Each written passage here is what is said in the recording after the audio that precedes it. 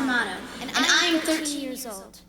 On behalf of America's children, I introduce you to President Gerald Ford.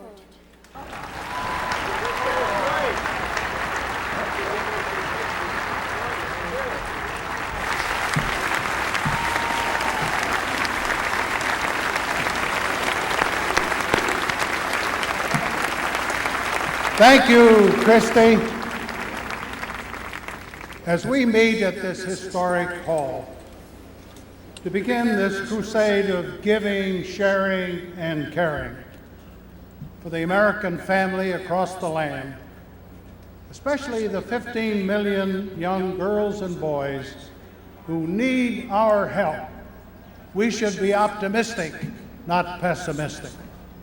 Sadly, every day the news media reports the growing number of broken homes, inadequate single-family problems, drug problems rampant in our schools and on our streets, with gang warfare loose in metropolitan communities. Should we surrender? Should we capitulate to the worst elements and the challenges in our society? The answer is emphatically no. We in America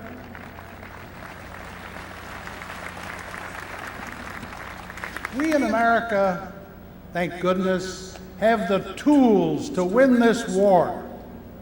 The solution is local and personal, with generous financial support on across the land. Yes, in our hometowns, from the Atlantic to the Pacific, from the Canadian border to the Caribbean, people and organizations can turn disasters to success. I personally am optimistic because I've seen firsthand a Boy Scout scoutmaster take a tenderfoot or a troop from the worst circumstances and redirect their lives. We see identical benefits from the Big Brothers, Big Sisters, the Boys and Girls Clubs throughout America. During the terrible economic depression of the 1930s, I witnessed firsthand the uplifting impact despair. A top-notch mentor can combine winning the game and winning the life. Our churches and synagogues, from the pulpit to the Sunday school teacher. Jimmy Carter. On a Sunday. A refuge from life's storms. To a child finding his or her way in the world, this should not be a privilege. It should be a right. If your street isn't safe, fear is your constant companion. If your school and playground aren't safe, your focus is on surviving, not learning. If your home isn't safe, you have nowhere else to go. The summit recognizes this by designating a safe. Cool. Wow.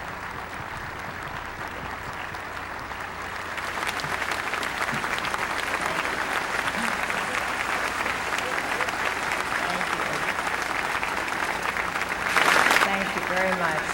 Thank you. Thank you, Christina. And thank you very much for asking me here today to help begin this wonderful campaign. I wish so much that my husband could be here. He would remind us that we're celebrating the best of America, that unique heritage that has always inspired us. Individuals and organizations have banded together since our nation began to help when there was a need. Some have been at it for years. For instance, Save the Children began in 1932 and is continuing to help all over the world. And you know, in my experience, whether it was the foster grandparent program in California, or the private sector initiative in Washington, or the Just Say No campaign to stop drugs, I've always found that when I give, I've received tenfold in return. Ronnie's dream remains that America will be that shining city on the hill And to make that dream come true, we must never fall short in our efforts to ensure that every child in America can fly as high as his or her dreams will take them. Ronnie is such a caring person.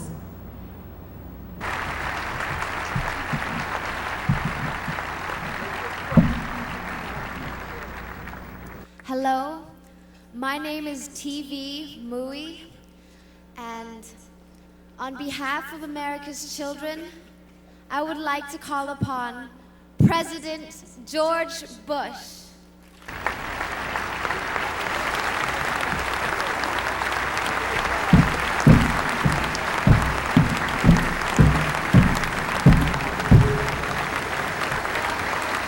Thank you. DJ, thank you. TV! Thank you, TV. The American dream is one of the most stirring phrases I know, and it means so many things to so many people all over the world. It means the freedom to worship your own God in your own way without fear of persecution. It means freedom of speech and assembly, and perhaps most importantly, the freedom to vote. And these are wonderful freedoms, but sometimes I'm afraid we all take them for granted. And yet the American dream also means something else. It means the opportunity to go as far in life as your abilities will take you. Anyone in America can aspire to be a doctor, a teacher, a police officer, or even, as Oprah said, a president.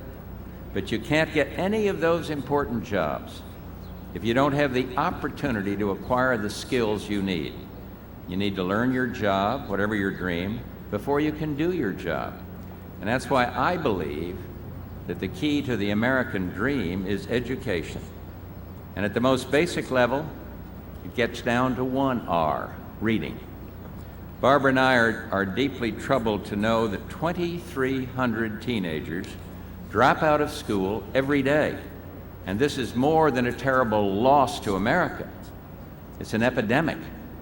It just seems wrong that 6.5 million American kids between kindergarten and the third grade are growing up illiterate. Something's going wrong. But I am thankful that something right is starting to happen at this summit, because Americans are starting to take it upon themselves to point our kids in the right direction on the road that leads. And another, Scholastic Books, will donate 1 million books to the American Reads Project to help us reach our goal of 100% literacy for every child by grade 3. You know, humanity has produced a few dozen. Madison and the other founding fathers sweated over here in Philadelphia some 220 years ago. Life, liberty, and the pursuit of happiness are magnificent words to live by, but you can't understand them if you can't read them. Thank you very much.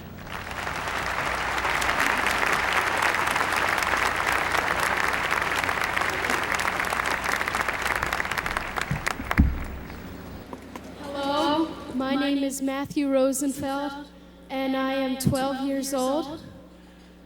On behalf of all the American children, I would like to call upon the President of the United States.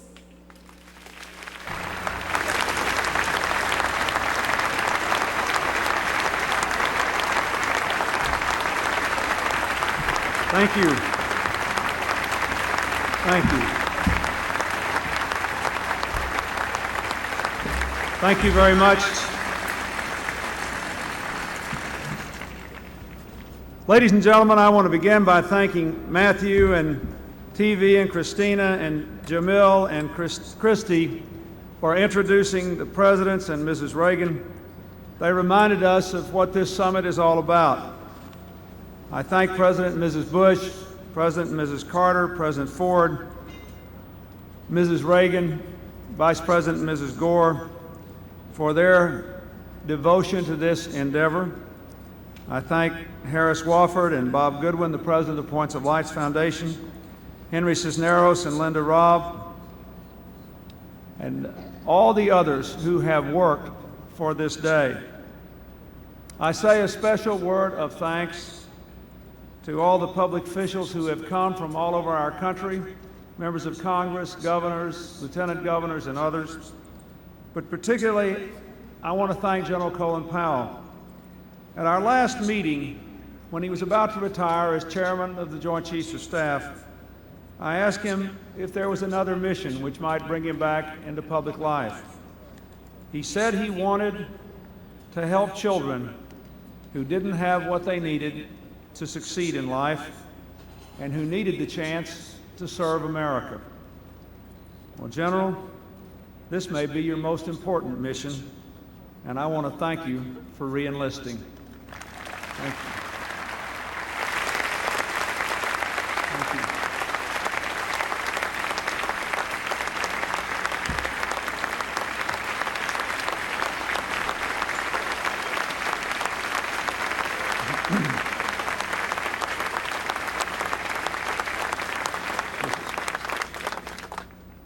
I thank my friend Mayor Rendell and the wonderful people of Philadelphia, Governor Ridge and the people of Pennsylvania, who have made us feel so welcome.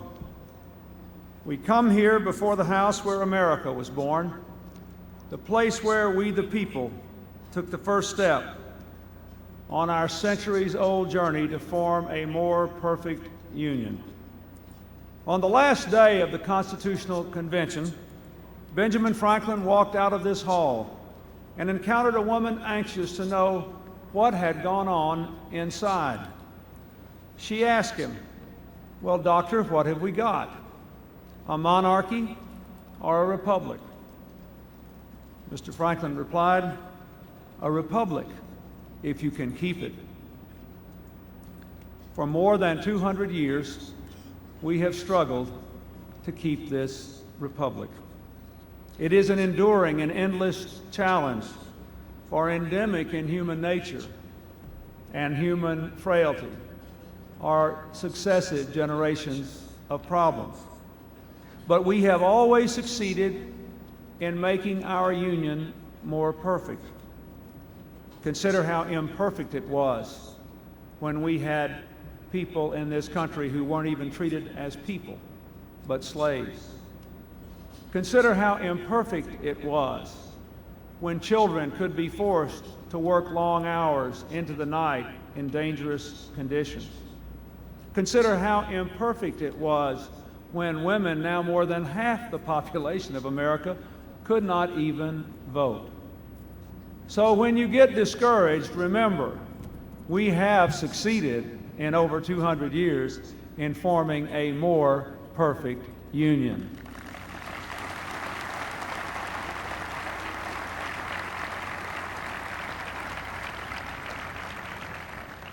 We have succeeded because we've had a brilliant free enterprise system.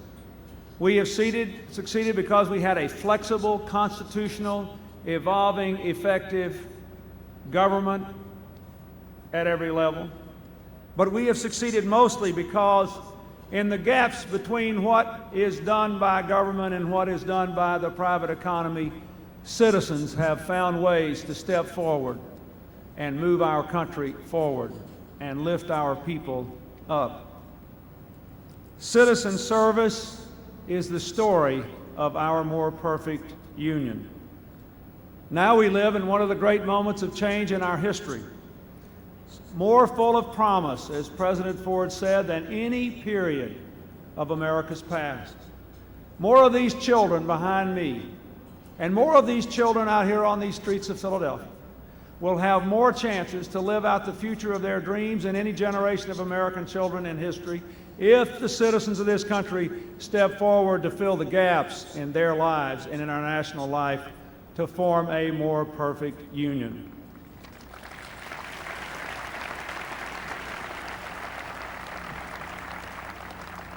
But let us not be blind to the facts.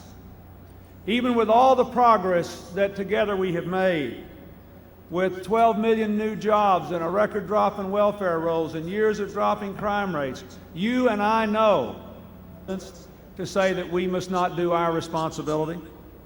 Of course, we should do better with our schools. Of course, we should open the doors of college to everyone. Of course, all our children should have health care coverage. Of course, we can do more to make our streets safer. But even if we do everything, their God-given destiny, you know it is true.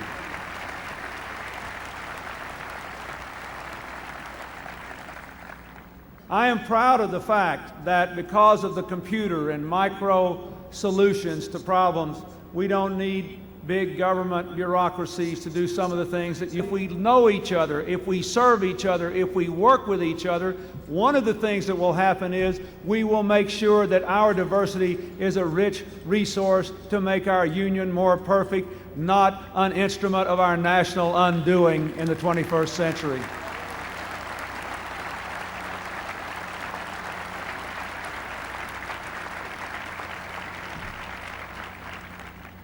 We cherish our citizen volunteers.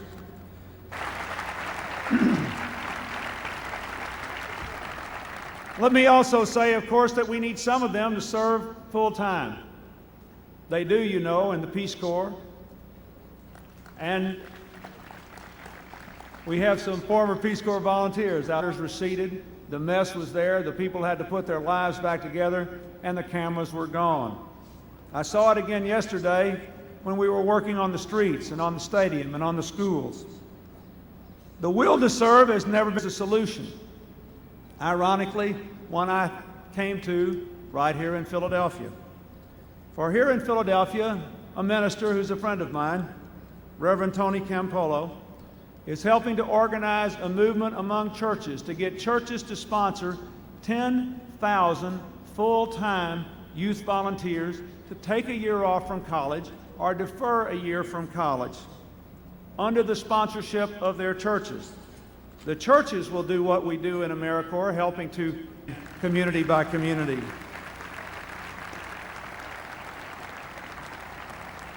The same thing is true. And let me say to all of you, the most important people here today are not the presidents or the generals or the governors or the senators. The most important people are those who teach the student to read, who save the health of the infant, who give help to families when all help seems gone. The most important title today is not senator, vice president, general, governor, or president. It is, as Harry Truman reminded us so long ago, the most important title any of us will ever hold in this country is the title of citizen. This is our republic. Let us keep it. Thank you.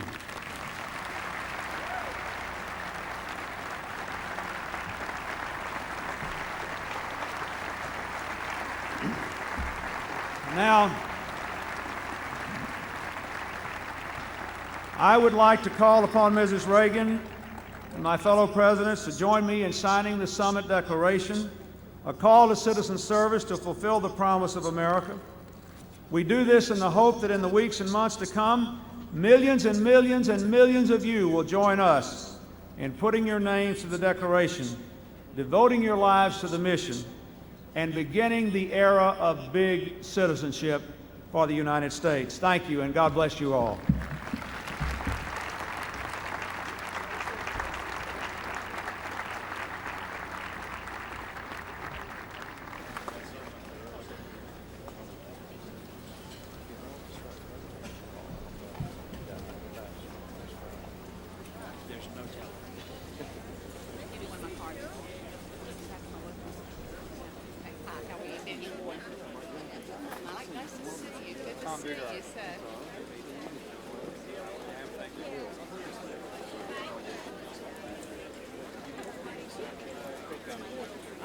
Everybody's been broken up.